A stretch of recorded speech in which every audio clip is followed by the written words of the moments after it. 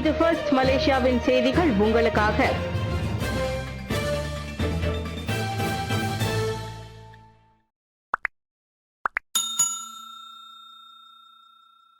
Malaysia Thailand நெருக்கடி, மலேசிய நிபந்தனை எதுவும் விதிக்கவில்லை, பிரதமர் தகவல்.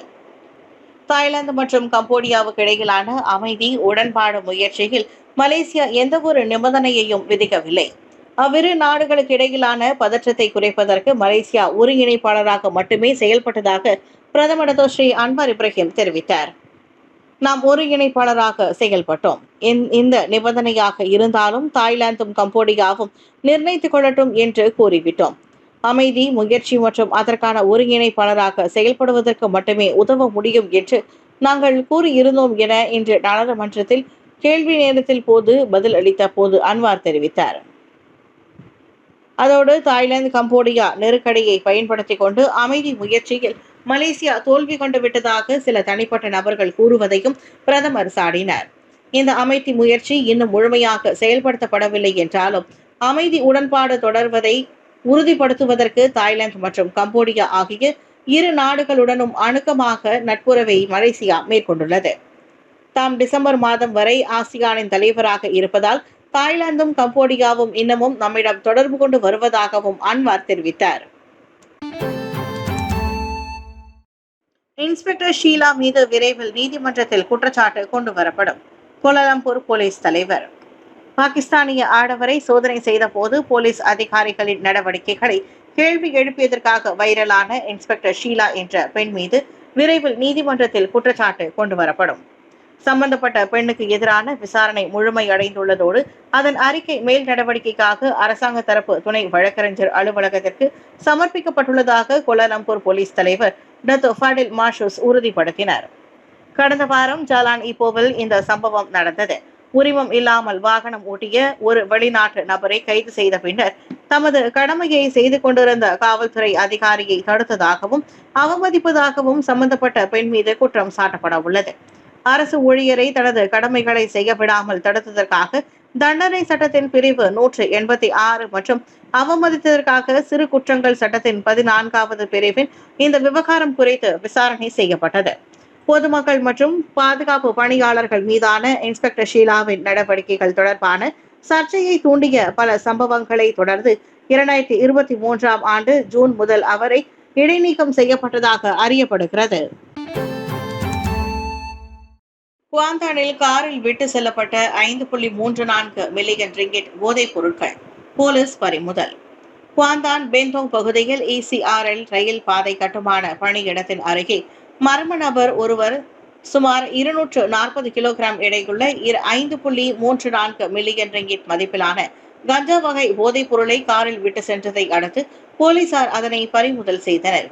போலீசாருக்கு தகவல் கிடைக்கப்பெற்ற உடனேயே சம்பவ இடத்திற்கு விரைந்து சம்பந்தப்பட்ட காரை பரிசோதனை செய்த போது 120 கஞ்சா பொட்டலங்களும் 120 கஞ்சா பூக்கள் கொண்ட பொட்டலங்களும் கண்டறியப்பட்டது. தற்போது அந்த வாகன உரிமையாளருக்கு போலீசார் வலை வீசி தேடி வருகின்றனர் என்பது குறிப்பிடத்தக்கது. வரும் போலீசார் மேலும் போதைப் பொருளை இவ்வாறு விட்டு சென்றதற்கான காரணத்தை ஆராய்ந்து வருவதோடு இது கடத்தல் நடவடிக்கையாக இருக்கலாம் என சந்தேகிக்கப்படுகிறது. கூடுதல் வழக்கு ஆபத்தான போதைப்பொருள் சட்டத்தின் கீழ் விசாரிக்கப்பட்டு வரும் நிலையில் கூடுதல் தகவல் தெரிந்த பொதுமக்கள் உடனடியாக போலீசாரை தொடர்பு கொள்ள வேண்டும் என கேட்டுக் கொள்ளப்படுகின்றனர். பிரபல ராப் பாடகர் நம்விக்கும் தாய்வான் சமூக ஊடக பிரபலருக்கும் சிறப்பு உறவு இருந்தது போலீஸ் உறுதி.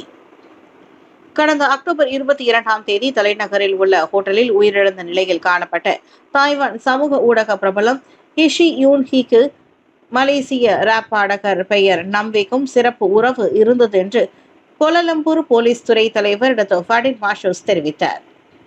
நம்வியின் தடுப்பு காவல் வருகின்ற 13ஆம் தேதி வரை நீட்டிக்கப்பட்டுள்ள நிலையில் தற்போது கிடைத்துள்ள ஆதாரங்களை அடிப்படையாக கொண்டு வழக்கு ஆவணங்கள் தயாராகி கொண்டிருக்கின்றன என்றும் அறிவிக்கப்பட்டுள்ளது. அதே நேரத்தில் அவ்விருவரும் வெளிநாட்டிலிருந்து ஒன்றாக வந்து அதே ஹோட்டலில் தங்கியிருந்தது போலீஸ் விசாரணையில் கண்டறியப்பட்டுள்ளது. பிரேத பரிசோதனை முடிவுகளின் முழு அறிக்கைகள் இன்னும் பெறப்படாத நிலையில் அவை கிடைத்தவுடன் விசாரணை முடிக்கப்படும் என்றும் அறிவிக்கப்பட்டது. மலேசிய குடியுரிமை பெறுவதற்கு போலி ஆவணங்கள் விற்பனை 3 வியட்நாமிய பெண்கள் உட்பட 7 பேர் கைது. மலேசியாவில் குடியேற விரும்பும் வெளிநாட்டவர்களுக்கு போலியான பாதுகாப்பு முத்திரை மற்றும் ஆவணங்களை விற்பனை செய்த குற்றத்தில் 3 வியட்நாமிய பெண்கள் உட்பட 7 பேர் கைது செய்யப்பட்டுள்ளனர். செர்டாங் ஸ்ரீ கெம்பகான் பகுதியில் அமைந்திருக்கும் வீடொன்றில் மேற்கொள்ளப்பட்ட ஓப்செர்காப் எனப்படும் அதிரடி நடவடிக்கையில் கைதானவர்களில் 4 உள்ளூர்வாசிகள் என்று அறியப்படுகின்றது. இந்தோனேசியா மற்றும் தாய்லாந்து நாட்டை சேர்ந்தவர்களை குறிவைத்து இத்தகைய போலி ஆவணங்களை தயாரிக்கும் குற்றவாளிகள் ஆள் ஒன்றுக்கு தலா 2500 முதல் 3000 ரிங்கிட் வரை கட்டணத்தை வசூலித்து வந்ததாக குடிநுழைவுத்துறை இயக்குநர் ஜகாரியா ஷாபான் கூறியுள்ளார்.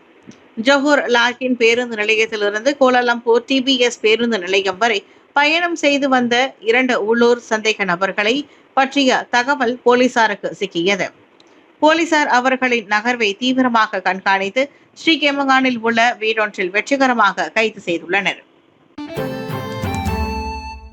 பாண்டோங் 70 மாநாட்டில் மலேசியாவின் ஒரே குரல் AI மூலம் மலாய் மொழியை உலகிற்கு எடுத்து சென்ற டாக்டர் ஷரலா.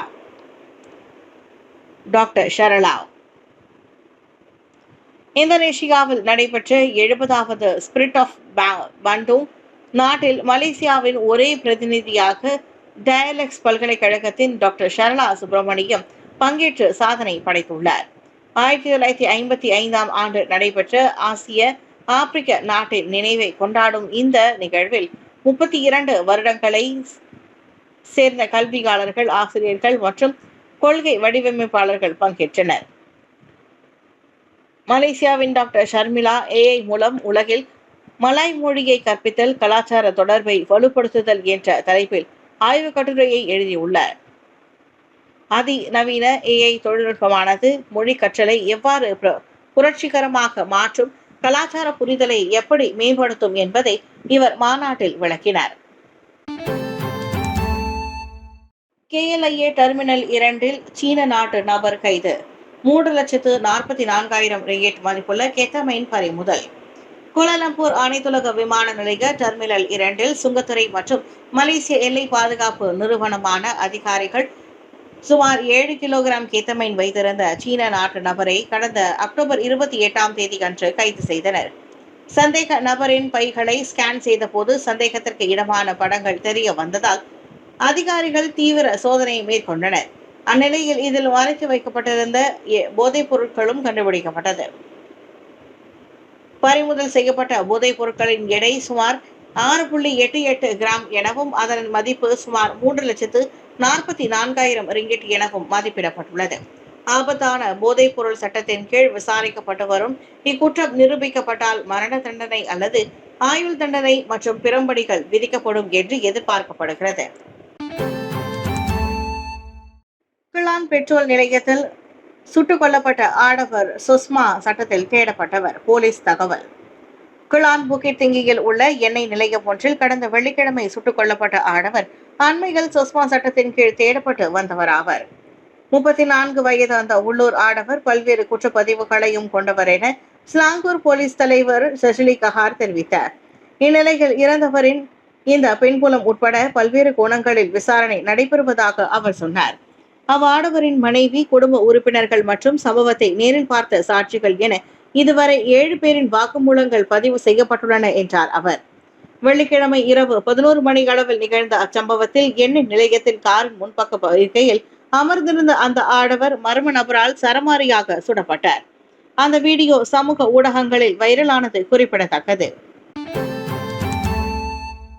ரோந்து பிரிவு போலீஸை அவமானப்படுத்துவதற்காகவே வெளியிடப்பட்ட காணொலி. வழக்கு பதிவு செய்த போலீசார். அண்மையில் சமூக வலைதளங்களில் பரவி வந்த சில காணொலிகளில் கடமையில் இருந்த மோட்டார் ரோந்து பிரிவு போலீஸ் அதிகாரிகள் அவமதிக்கப்பட்டதாக கூறப்படும் சம்பவம் தொடர்பில் போலீஸ் விசாரணையை தொடங்கியுள்ளனர். வாகன பரிசோதனையின் போது பதிவு செய்யப்பட்ட அக்காணொலியில் போலீசார் விதிமுறைகளுக்கு இணங்கி பரிசோதனையை நடத்தியதோடு மட்டும் அல்லாமல் சம்பந்தப்பட்டவர்களை பின்னர் விடுவித்தனர் என்று சுபாங் ஜயா மாவட்ட போலீஸ் தலைவர் வான் அஸ்லான் வான் மமாட் தெரிவித்தார். அதே சமயம் உண்மை நிலையை மறைத்து சம்பவத்தை பற்றிய தவறான கூற்றுகளை கொண்ட காணொலி வலைதளத்தில் பரவி வருவதையும் போலீசார் கண்டறிந்துள்ளனர். தவறான தகவல்களை கொண்ட காணொலிகளை பரப்பியதற்காக போலீசார் இந்த வழக்கினை தொடர்பு மற்றும் பல்லுடக்க சட்டத்தின் கீழ் பதிவு செய்து விசாரித்து வருகின்றனர். காவல்துறையின் பெயருக்கு களங்கம் விளைவிக்கும் நோக்கில் ஆதாரமற்ற கருத்துக்கள் அல்லது வீடியோக்களை பகிர வேண்டாம் என்று சமூக வலைதளத்தில் பொறுப்புடன் பயன்படுத்த வேண்டும் என்றும் பொதுமக்களுக்கு அறிவுறுத்தப்பட்டது.